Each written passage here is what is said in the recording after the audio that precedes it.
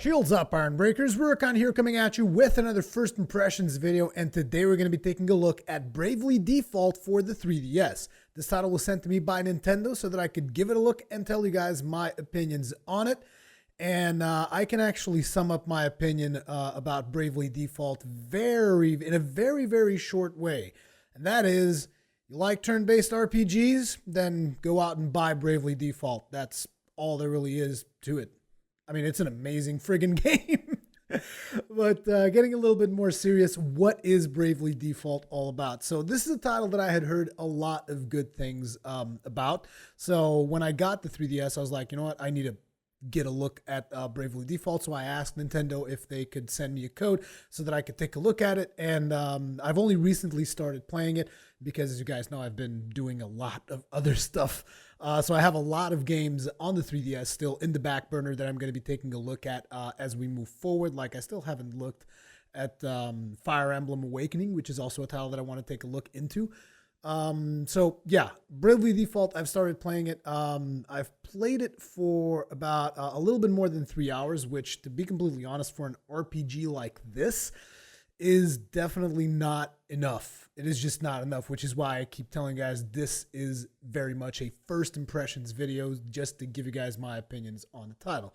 So to start things off, I wanted to talk about the art style, which is one of the things that kind of like really stood out to me from the get-go with this game. It is just a very nice looking game, and I know that you guys are going to be looking at it. I mean, whenever I splice in the gameplay footage and whatnot, when you guys look at that, you're going to be seeing it in 2 dimensions, so you're not really going to understand just how good this thing actually looks, because once you put in the 3D effect on this particular title, I think it just blows it to a whole nother level. But that is my opinion. I've been heavily biased towards the 3D ever since I got the new 3DS. So, I mean, I don't know. Maybe it's just me. I know that a lot of people like to keep that stuff off, but it's like this game with the 3D effect, it just looks beautiful. It is just a beautiful looking game. From the character art style, which is a little bit on the chibi side, but not like full on typical chibi, so to speak. But it's just great. I can't explain it any other way. It's just a very good looking art style, and I like it. The first time I saw it, I was like, not sure how I feel about it. Then I played for a couple of hours, and I was just like, yeah, I like this. This is really good. And not just the characters, because I've just been talking about the characters mostly, but when you take a look at the backdrops for some of the scenery, and you notice that it is like hand-drawn. At least it looks hand-drawn. I mean, I don't know if it's not hand-drawn. It definitely looks hand-drawn. And it's just, I can't explain it. It is just so good. I really like, just when I go to the main city for the very first time, and I just went in there and I started looking at it, and I was just like, what the hell is this? This looks so good. It's so beautiful. I mean, I don't know how to explain it. Again, it's just, I know that I've said that a lot. I don't know how to explain it, but it's just, it looks amazing. In my personal opinion, of course. I mean, to each his own, but I think the game looks really good. In terms of story, which is something that usually in these kinds of RPGs I tend not to focus too much on, but on Bravely Default, I have to be honest, I've really been enjoying the story. Now, the story revolves around these 4 characters. One who is Agnès Oblige, who is the servant of the Crystal of Wind that becomes corrupted at the very start of the game. Then there's Ringabel, who is a character that lost his memories but has a very strange diary that seems to be very important to the story. Then there's Ideal Lee, who is from some kind of a nation of warriors. It hasn't really been fully explained what her nation is all about yet, but her entire nation is trying to get their hands on the Wind Vessel, who is Agnès, the servant of the Crystal. And then there's Tiz Arrier, which is weird, kind of sounds like Tiz Warrior almost, but there's Tiz Arrier, who basically is a little boy who witnesses, well, I'm not sure how little he actually is. I mean, he's a young guy, but I mean, the art style kind of makes it hard for me to figure out exactly how old Tiz area is supposed to be. But anyway, he witnesses his entire village get swallowed up by a giant chasm, and during this particular event, his brother dies. Now, you guys might be wondering, oh my god, look at all these spoilers. No, guys, trust me, this stuff happens all like in the first 15 minutes of the game or something like that. So I'm not spoiling anything for you. You're going to learn all of this very, very early on into the game. Essentially after, these are the 4 kind of like main characters in the game.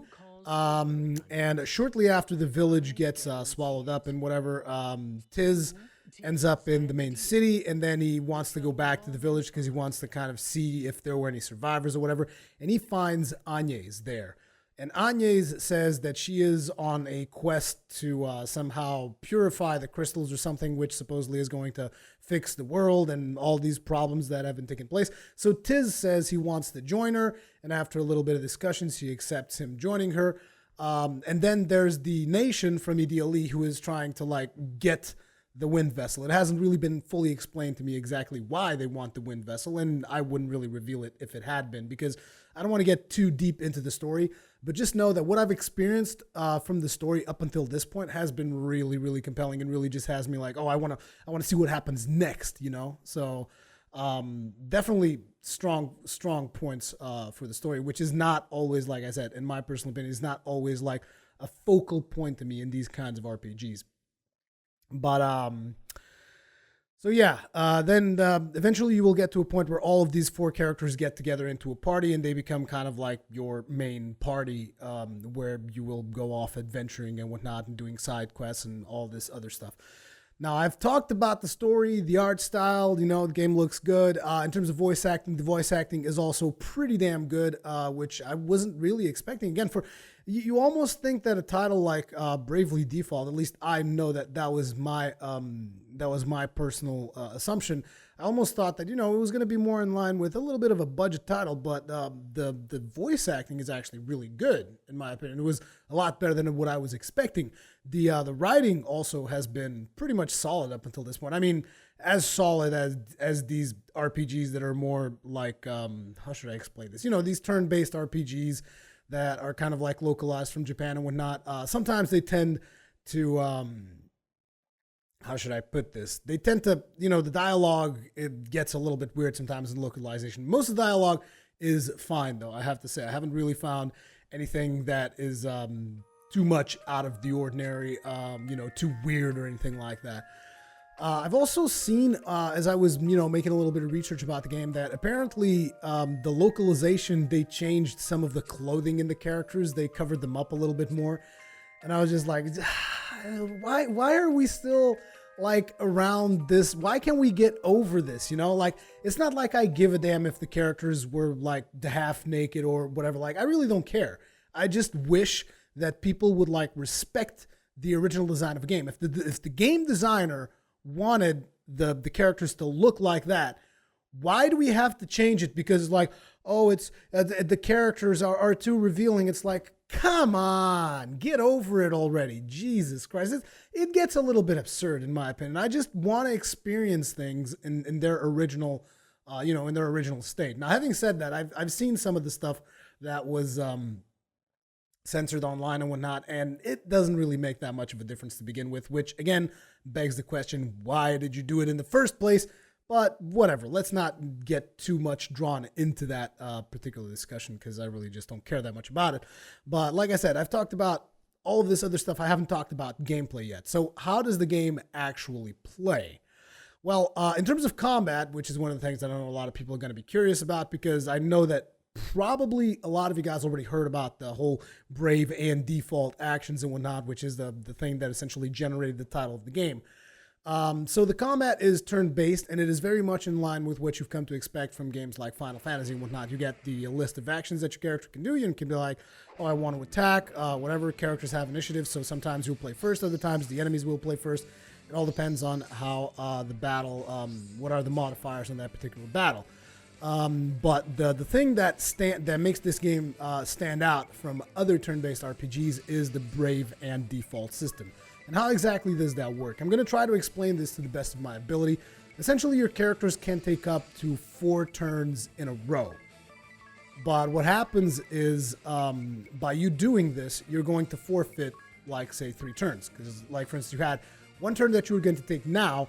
If you decide to take 4 turns, you're going to be 3 turns out of action, unless you use the default. So the way this works is if you default, you gain, like, this point, which is called, I think it's called BPs. I'm assuming that stands for Brave Points.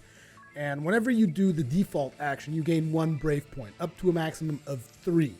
And whenever you use the Brave system, which is essentially another action that you can take, you gain extra turns. So what happens is you have this balance that you can mess around, and that just allows you to kind of like decide how many turns you want to take. It's taking a chance, essentially, because you're taking a chance because you're thinking, okay, I might be able to take out this enemy if I take an extra turn. But if you aren't able to take out the enemy, you're going to sit a couple of turns out. So this is something that it's hard to explain, but once you actually see it in action, it becomes pretty simple. And eventually what you're going to be doing is you're going to be using a lot of the brave action in order to take extra turns so that you can take out your enemies. And then you're going to sit out for a couple of turns and take a little bit of a beating to make up for that. Or maybe let's say you have, for instance, your healer, and you want to heal 2 or 3 characters instead of 1, you can use the brave action to take multiple turns and cast multiple spells. This can also be done if your character is a mage and you can just cast a crap ton of spells for damage on your enemies. So there's a lot of things that you can do with this whole brave and default system. And again, therefore the name of the game is Bravely Default. And it kind of makes sense because this system is something that I personally haven't really seen before in any other game. Regardless of the nomenclature, like maybe they wouldn't call it brave or default, whatever. I've never seen that happen in another game. I mean, usually turn-based RPGs, like you take a turn, you might get to take an extra turn if you do something, but you never get to just like, strategize to the point where you're like, no, I want to take 4 turns in a row and I want to beat the crap out of this guy. And I want to do that with these 2 characters. And this other character is going to default so that she can take an extra turn without actually taking a penalty. And again, I'm making things sound a lot more complicated than they are. Just know that the way the system works is you're going to be able to better manage how many turns you can take at once. And that is going to heavily influence the way that you do battle.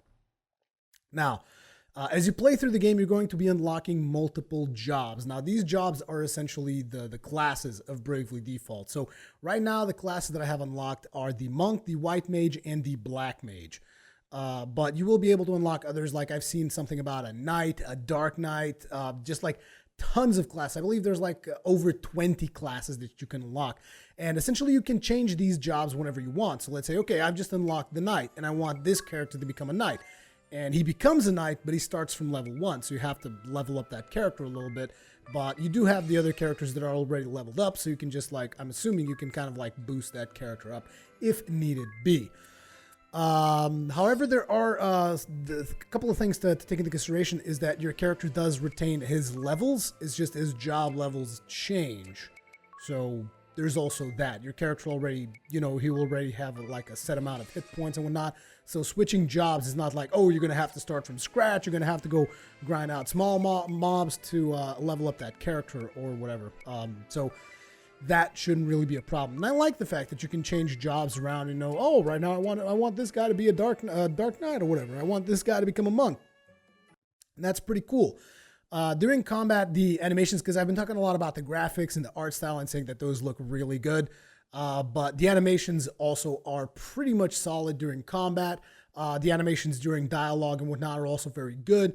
The cutscenes, I've only seen, I think, the cutscene at the very start of the game, so there haven't really been tons and tons of cutscenes. Most of the other cutscenes, like dialogues and whatnot, are in-game engine, and they are actually spoken dialogue, so you actually have all the voice acting and whatnot. There's a couple of times where there isn't voice acting. There's just like party chat and whatnot, which tends to happen in these kinds of games where you see the banter between your characters. And it's pretty cool because, like I said, the writing is actually good. So when you get to know more about your characters and their motivations and all that as they interact with one another in the middle of in the middle of you playing through the game. You can also opt out of not seeing these things if you don't like them, because you're not really forced into it. Whenever you have that option, it just shows up, oh, there's party chat going on, press Y, and you can see what the characters are saying to each other. Beyond this, there's obviously random encounters. Like I said, this game is very much like Final Fantasy. So like when you're exploring the world map or when you're going through dungeons and whatnot, you will get into random encounters, and you can actually grind levels for your characters if that is something that you enjoy doing, but it is not really necessary. The encounters are actually pretty challenging, which I like. I like the fact that the encounters are challenging because you guys know that I like being challenged when I'm playing video games. They're not impossible, but they do kind of make you, make good use of your items and whatnot. Like I've had to resurrect characters in combat at least twice at this point because they actually got killed. So your enemies are not just pushovers or anything. Like when I was fighting that black mage that I was telling you guys about earlier. Did I mention the black mage? I think I did. But when I was fighting that black mage, I told you guys about earlier, he actually killed one of my characters. On the first boss encounter that I had, one of my characters died, and I had to use the Phoenix Down item to res them up and whatnot. So it is challenging, but so far I haven't really been forced to grind, which I know that sometimes tends to be a problem with these games. So up until this point, on the first 3 hours of the game, I haven't been forced to grind. I'm not sure if that is going to be something that changes later on or not. Beyond the main quests or the main campaign, whatever you want to call it, there's also a ton of side quests that you can do. They're all like logged into a book that you can access at any point in time. And you do have freedom to just roam around the world if you want to. You aren't like necessarily restricted by time or something. That you just know the main quest line is in this direction. So when I want to go do the main quest, I'll go here. And in the meantime, I can just like do whatever the hell I want. There's some interesting online functionality where you can like record an action that your character has done, like an attack or a special ability or something like that. And you can send that ability online. Now, the way this works is when you eventually update your save data, which you can do, I think, once a day. When you update your save data online, other players might get access to that particular skill. But even if you don't update your thing online and you have the street pass functionality enabled, and you happen to street pass another person that is playing Bravely Default, like you receive the actions of their heroes and they'll receive the actions of your heroes, and their heroes will also join your village, which is another mechanic that I'll have to get into. But essentially what this does is, let's say, okay, you have this special attack, you send it online, you update your save data to the online servers of Bravely Default. And once you do this, imagine someone else updates their save data and they happen to receive yours, because whenever you update the save data online, you receive other players' save data as well. And I personally got like 3 players today. And what that does is you can summon those players into combat and they will do that action. So the other person, if she or he received your data, they can summon your character to do an attack in a battle. And you guys will be like, oh, that can become really overpowered, because you can just like summon someone who is a lot higher level than you and they'll just beat the crap out of stuff. But there are systems in place to prevent stuff like that from happening. Now, I know that I seem to, for whatever reason with Bravely Default, I seem to just be making things sound a lot more complicated than they really are. The systems are solid.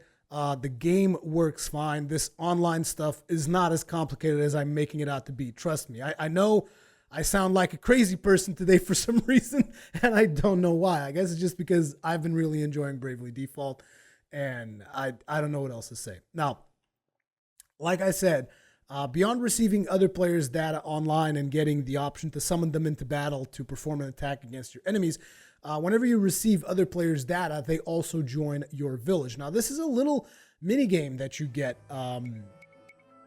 which you essentially are trying to rebuild the village of Narende, which is the village that got swallowed up by the chasm that I mentioned earlier when I was talking about the story.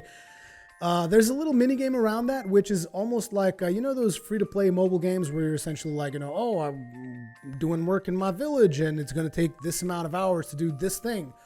And it's like that, and having people join your village is a good thing because essentially they become workers almost, And these workers, they do stuff like, I think I've built some kind of an armor shop, and now I'm building some kind of an item shop that I can then get potions from and whatnot.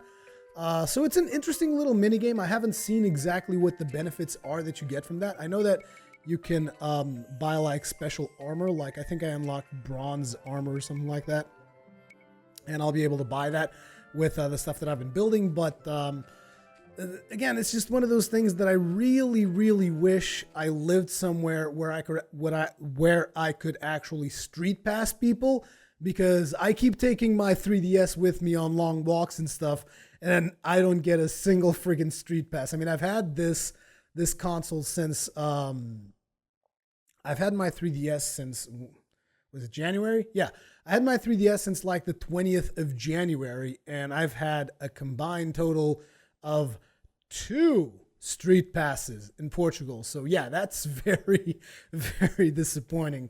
Yeah, there's a lot of functionality with the street pass stuff, as well as with these online updating your save files and whatnot. And these aren't essential, though, is something that I want to get across. Like, all of this is just extra stuff that you can get, but it is not essential to your experience. So like, you might be thinking, oh, I'm going to be missing out if I don't get the street pass stuff, or if I don't like doing online stuff. No, you're not going to be missing out, but it is, you know, a nice addition to the game, but you don't need any of that to play through the game. And I should be the one to say, because I don't get a lot of that street pass or anything like that. And today was the first time that I ever went to the thing to update your save file online or whatever. And but that was really cool. And I think these functionalities really do bring a lot more into the game. And this game just surprised me a lot by the positive, because it's like, I had heard good things, but I wasn't expecting to like it as much as I did. I mean, you guys heard me at the start of the video. I usually don't do stuff like that, but I just flat out said, if you like turn-based RPGs, just go out and buy this game right now, because it's straight up awesome. And that is the case. I really, really like Bravely Default, and I think it's one of the best 3DS games that I've played so far.